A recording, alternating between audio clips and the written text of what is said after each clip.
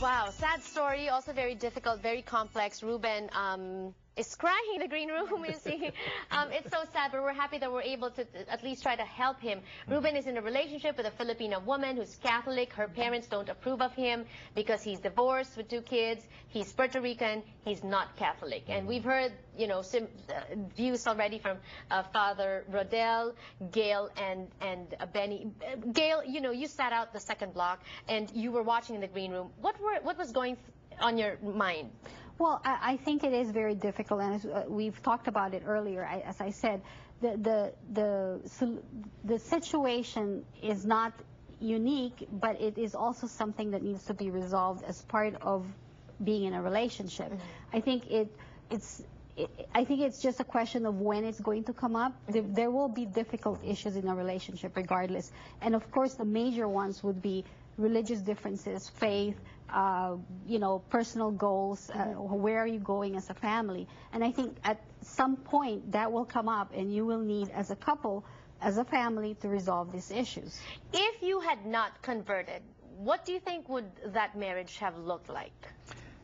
It would have been conflicting because I have my idea, I have my own moral compass, right, and she had her own, and I was probably more worldly. What I would consider my decisions were based on situational ethics instead of what does God say about it. Okay. Right. Well, I feel good about this decision, right. but it's my own basis, not God's. And so again, what kept us grounded and equal was what would God say about our decisions. What do you think would God say about something like this? Isn't it that in the Bible it also says honor your father and your mother? And when you go against your parents' wishes, is that dishonoring them? Let me touch on that. There's an ultimate truth. There's a total truth, right? There comes a point in everyone's life. In this case, they're both adults, right? So now she stands on her own. Yes, you honor your parents, but when you become an adult, you know, you put away the childish things of the world and you do the adult things. So she has to come to her own decisions, let go of the umbilical cord. Yes, there's going to be some challenges, but that's where her faith is going to carry her through, along with the faith of her husband or fiance. You're nodding your head, yes? I completely agree. I think at some point, at any time in our lives, this is what we call, psychologically, this is what we call differentiation from your family, from your parents. You start to identify and decide what your goals are, what you will be doing with your own spouse and your own family, how you will raise your children. Not that you're dishonoring your you know, family of origin, but you are saying this is what it means to come into adulthood, and this is what I would like. I love you. I want to be, you know, in harmony with you. However, this is what I have decided with my spouse. For myself. Yes. Father, because you're a Catholic priest, and a lot of parents, Catholic parents, may be finding themselves in this situation. They feel that it is their response. Sometimes they feel that it's their responsibility to meddle. What would you say to them, Father?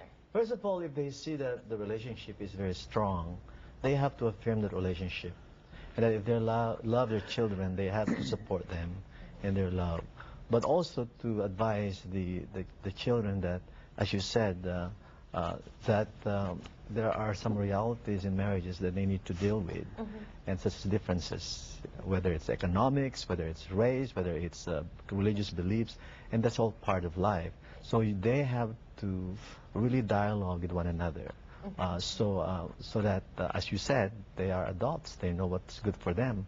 But for the Catholic person, if faith is really vital for them, that's very important to them, just like any other traditions, faith traditions, then they really have to, you know, really try to pray about it. Right. And can we also say that sometimes the more the parents try to prevent their, you know, relationships like this to flourish and blossom, it's just the more that the kids are now into rebellion mode, and not even, it's not about the relationship anymore, it's about proving themselves right. Right, and I think that comes in as, you know, what is personal issue here for the family. So sometimes the child can say, yes, I'm just going to rebel, or maybe really she's really conflicted about it, and I completely understand that. And I think, as Father said, there has to be a dialogue, there has to be communication, but not necessarily mean that it will be resolved or that everybody will be happy and everybody gets what they want.